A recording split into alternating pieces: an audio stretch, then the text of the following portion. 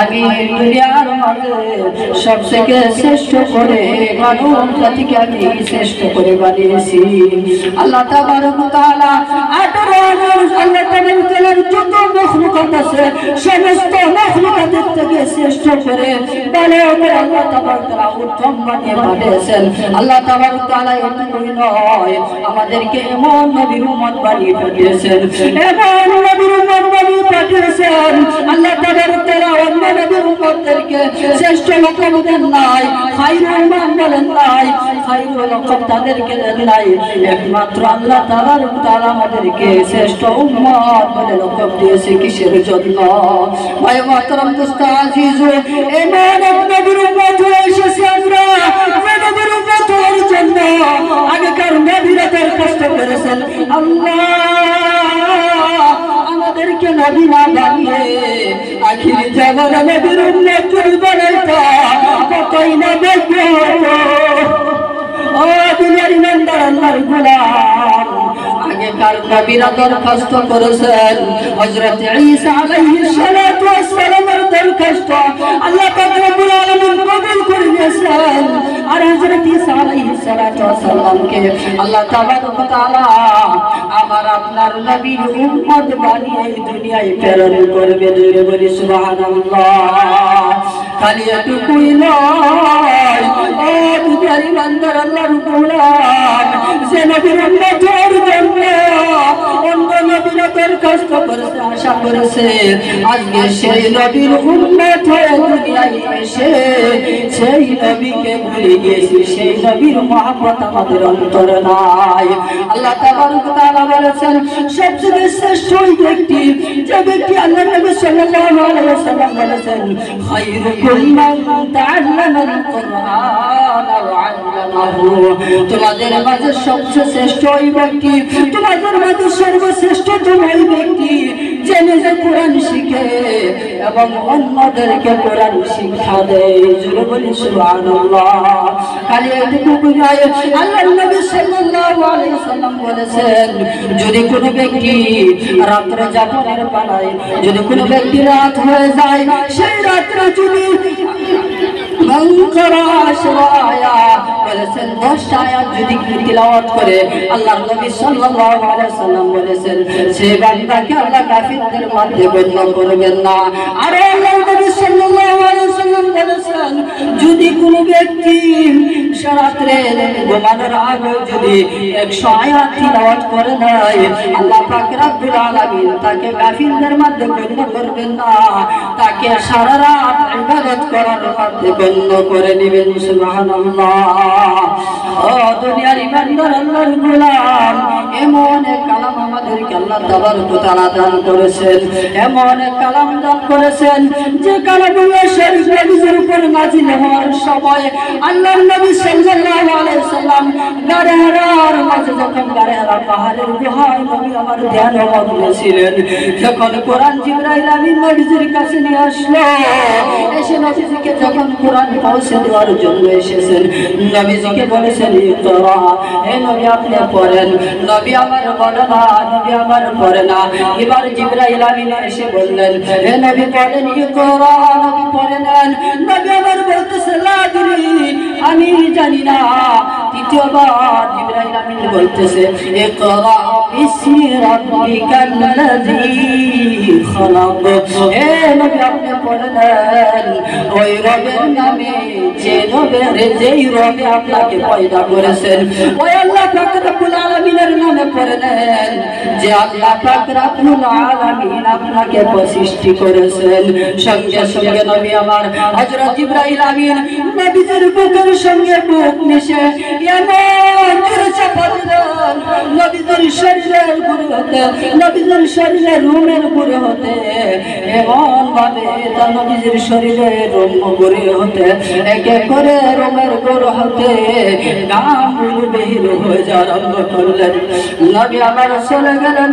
নবী আমার ইকরা বিসমি রাব্বিকাল্লাযী খালাক, এমন করে নবী আমার কোরআন তিলাওয়াত করলেন, 5টি আয়াত তিলাওয়াত করলেন। নবী আমার চলে গেলেন।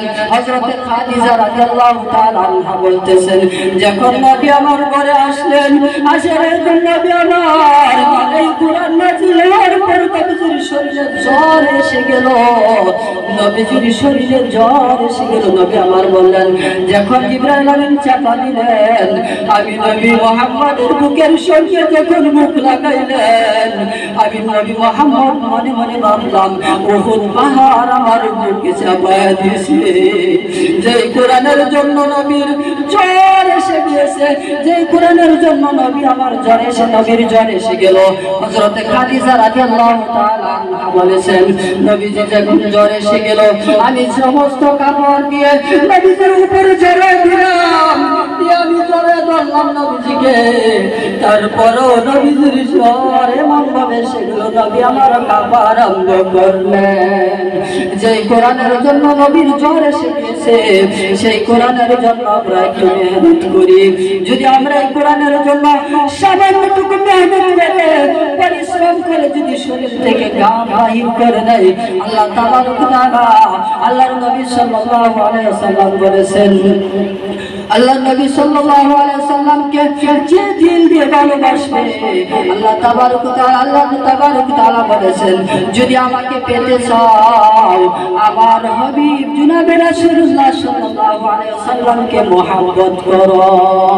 আর নবীকে যদি পেতে চাই, আমরা কোরআনের যেন ভালো পাই, কোরআনের উপর মেহনত করি। খালি এটুকু নয়, কোরআনের যে পড়বার জন্য যারা শ্রেষ্ঠ হয়ে ছোট ছোট বাচ্চারা কোরআনুল কারীম হিফজ তিলাওয়াত করতেছে, তাদের উপর আমরা মেহনত, তাদেরকে একটু সহায় করি। এমন বাচ্চা সেই মাদ্রাসায় যায়, এমন সন্তান আছে যার মা নাই, এমন সন্তান আছে বাবা নাই, ছোট বাচ্চা কোরআন পড়তেছে। ও দুনিয়ার ইমানদার আল্লাহর গোলাম, আমরা তাদের উপর তাদেরকে সহায় করি। যদি তারা যদি এতিম বাচ্চা খুশি হয়ে যায়, আল্লাহর নবী সাল্লাল্লাহু আলাইহি ওয়াসাল্লাম খুশি হয়ে যাবেন। যদি নবী আমার খুশি হয়ে যায়, আল্লাহ পাক রব্বুল আলামিন নিজে খুশি হয়ে যাবে। ও দুনিয়ার ইমানদার আল্লাহর গোলাম, আমরা তাই নিজে একটু পরিশ্রম করি, বা এই কোরআনের বাগানে, জান্নাতের বাগানে একটু মেহনত করি, খালি একটু কই নয়। আল্লাহর নবী সাল্লাল্লাহু আলাইহি ওয়াসাল্লাম বলেছেন যে এমন একজন যদি কোরআনের হাফিজ হয়ে যায়, কোরআনের হাফিজ হয়ে যায়, সে মারা যাওয়ার পরে হাসরের ময়দানে আল্লাহ তাবারক ওয়া তাআলা তাকে এমন পারমিশন দিবে, এমন শক্তি দিবে, 10 জন মানুষ জাহান্নামের অর্ডার হয়ে যাবে। জাহান্নামী 10 জন মানুষকে সুপারিশ করে কাল কিয়ামতের ময়দানে জান্নাতে নিয়ে যাবে। সুবহানাল্লাহ। তো ভাই, আমরা সকলের জান্নাতে যাওয়ার জন্য আশা আছে না নাই? ইনশাআল্লাহ বলি তো, সকলের আশা আছে তো ইনশাআল্লাহ।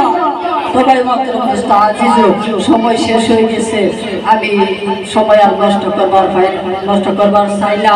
আমরা বিশিষ্ট বক্তা, আমরা নানা মৌলানা কারি মোহাম্মদ ইব্রাহিম আলী সাহাব, উনি এসে গেছে।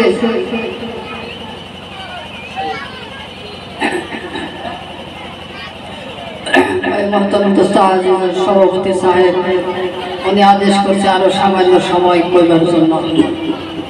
তো ভাই মোহতরম দোস্ত আজিজ, শেখ সাদী রহমাতুল্লাহ আলাইহি বলেছেন, মুহাম্মদ তু আশিকে খুদা না, খুদায়ে তু আশিকে মুস্তাফা। সুবহানাল্লাহ। শেখ সাদী রহমাতুল্লাহ আলাইহি বলেছেন, মুহাম্মদ হয়েছে আল্লাহর পাগল, আর আল্লাহ হয়েছে নবীজির পাগল। ধরে বলি সুবহানাল্লাহ। খালি এটুকুই নয়, কবি বলেছেন, হযরত আবু বকর রাদিয়াল্লাহু তাআলা আনহুর কথা বলেছেন, মাল দৌলত देके सबरा गया मेरे लिए, एक खुदाया मेरे लिए, एक मुस्तफा मेरे लिए। सुभान अल्लाह। हजरत আবু বকর রাদিয়াল্লাহু তাআলা আনহু বলেছেন, কবি শেখের মাঝে বলেছেন, আবু বকর রাদিয়াল্লাহু তাআলা আনহু বলেছেন, আমার মাল দম দৌলত সমস্ত কিছু দিয়ে, সব কিছু আমি কুরবান করে যদি এক আল্লাহ আর আল্লাহর রাসূল থাকে, আমি আবু বকরের আর কিছু লাগবে না। জোরে বলি সুবহানাল্লাহ। আমরা সেই আবু বকরের মতো হয়ে যাই, আমরা দম দৌলত সময় সমস্ত কিছু দিয়ে আবু বকরের মতো যদি হতে পারি, কাল কিয়ামতের ময়দানে আল্লাহ পাক রব্বুল আলামিন হযরতে আবু বকর রাদিয়াল্লাহু তাআলা আনহুর সাথে জান্নাতে নেবে। খালি এটুকুই নয়, আল্লাহর নবী সাল্লাল্লাহু আলাইহি ওয়াসাল্লাম বলেছে, এই দুনিয়ার মধ্যে যে যাকে ভালোবাসবে, যদি আলিম উলামাকে ভালোবাসবে, কোরআনের হাদিসকে ভালোবাসবে, কোরআন তিলাওয়াত করনেওয়ালাদেরকে ভালোবাসবে, যদি এই মাদ্রাসাকে ভালোবাসে, যদি মসজিদকে ভালোবাসে, আল্লাহ তাবারক ওয়া তাআলা যদি আল্লাহর মেহবুব বান্দাদেরকে ভালোবাসে, আল্লাহ তাবারক ওয়া তাআলা কাল কিয়ামতের ময়দানে ওই মেহবুব বান্দাদের সাথে হাসর নাসর করায় দিবে। বলি সুবহানাল্লাহ।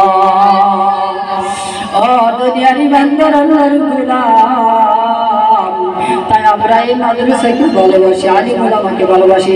আল্লাহর নবী সাল্লাল্লাহু আলাইহি ওয়াসাল্লাম বলেছেন, লাম ইয়াকির কাবীরানা ওয়া ইয়ারহাম সাগীরানা ওয়া ইয়ারিফ আলিমানা। আল্লাহর নবী সাল্লাল্লাহু আলাইহি ওয়াসাল্লাম বলেছে, তো লাম ইয়াকির কাবীরানা, তোমরা বড়কে সম্মান করো, ওয়া ইয়ারহাম সাগীরানা, ছোটকে মহব্বত করো, ওয়া ইয়ারিফ আলিমানা, আলিম উলামাদেরকে তোমরা কদর করো। খালি এটুকুই নয়, আল্লাহর নবী সাল্লাল্লাহু আলাইহি ওয়াসাল্লাম বলেছেন, যে বড়কে সম্মান করে না, যে ছোটকে মহব্বত করে না, যে আলিম উলামাকে কদর করে না, এরূপ যে করে না, আল্লাহর নবী সাল্লাল্লাহু আলাইহি ওয়াসাল্লাম বলেছেন, সে আমার উম্মতের মতো নয়। তো ভাই মাতরম দোস্ত আজিজু, আমরা যদি নবীজির উম্মতের মধ্যে হতে চাই, আমরা বড়কে সম্মান করব না, নাই বলি ইনশাআল্লাহ করব। আর ছোটকে মহব্বত করব তো ইনশাআল্লাহ, আলিম উলামাকে কদর করব তো ইনশাআল্লাহ। ও দুনিয়ার ইমানদার আল্লাহর গোলাম, এটুকুই নয়, আল্লাহ তাবারক ওয়া তাআলা আরো সুসংবাদ জানিয়ে দিয়েছেন। আল্লাহ তাবারক ওয়া তাআলা বলেছেন, ইন্নাল্লাযীনা ইয়াতলুনাল কিতাব, তোমাদেরকে কালামুল্লাহ শরীফ দিয়েছি, আমি তোমাদেরকে দিয়েছি কালামুল্লাহ শরীফ, তোমরা তিলাওয়াত করো। আল্লাহ নিজেই বলেছেন ভাই এই কালাম তিলাওয়াত করার জন্য। তো ভাই মুহতারাম দোস্ত আজিজু, আমরা নিজেই কালাম তিলাওয়াত করতে পারি না, যারা তিলাওয়াত করতেছে, ছোট ছোট বাচ্চারা মেহনত কষ্ট করতেছে, তাদেরকে কমসে কম আমরা মহব্বত করি, কমসে কম তাদের তিলাওয়াতগুলো শুনি।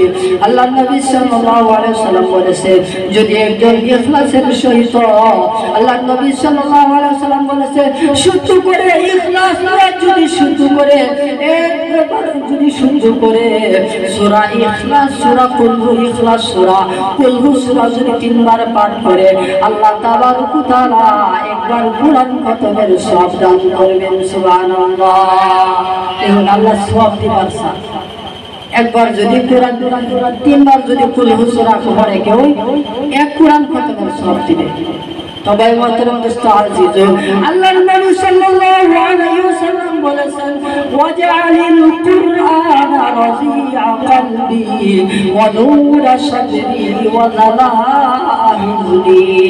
হুজুর সাল্লাল্লাহু আলাইহি ওয়াসাল্লাম বলেছে, কোরআন আমার দিলের প্রশান্ত বানিয়ে দাও। নবীজি নিজে দোয়া করেছেন, ওয়া নূরা সাদরি, আমার কলবের নূর পয়দা করিয়া দাও, ওয়া যালাহিলি ওয়া যিহাবাহি, কোরআনের দ্বারা যত সমস্যা তুমি সমাধান করিয়া দাও। নবী নিজে দোয়া করেছেন। এটুকুই নয়, আল্লাহর নবী সাল্লাল্লাহু আলাইহি ওয়াসাল্লাম নামাজের মাঝে দোয়া করেছেন। আল্লাহর নবী সাল্লাল্লাহু আলাইহি ওয়াসাল্লাম হযরত আয়েশা রাদিয়াল্লাহু তাআলা রওয়ায়াত করেছেন, হুজুর সাল্লাল্লাহু আলাইহি ওয়াসাল্লাম এমন ভাবে দোয়া করেছেন, আল্লাহুম্মা হাসিবনি হিসাবান ইয়াসীরা, আল্লাহ আমার হিসাব লয়া, আমার হিসাব সহজ করিয়া দিও। হযরত আয়েশা রাদিয়াল্লাহু তাআলা বলেছেন, ইয়া রাসূলুল্লাহ, এই দোয়া আপনি কেন বেশি বেশি পড়েন? নবী আমার বলে, আয়েশা রে, আমি নবী মুহাম্মদকে যদি আল্লাহ পাক রব্বুল আলামিন কাল কিয়ামতের ময়দানে যদি হিসাব লয়, আমি নবী মুহাম্মদ হিসাব দিয়ে জান্নাতে যেতে পারবো না। নবীজি বলেছেন। ভাই খালি নবীজি এই কথা বলেছেন, তা আমরা কিভাবে জান্নাতে যাব? তো আমরা এই দোয়া বেশি বেশি সকলে পড়ব তো ইনশাআল্লাহ। আল্লাহ তাবারক ওয়া তাআলা আমাদেরকে কওনাতে বেশি বেশি আমল করার তৌফিক দেয়। এখন আজানের সময় হয়ে গেছে, আজান দিবে, নামাজের পর ইনশাআল্লাহ আমাদের সবার কার্যসূচি আরম্ভ হবে। আল্লাহ তাবারক ওয়া তাআলা আমাকে এবং আপনাদের সবাইকে গুনাহতে বেশি বেশি আমল করার জন্য তৌফিক দেন। সকলে বলি আমিন।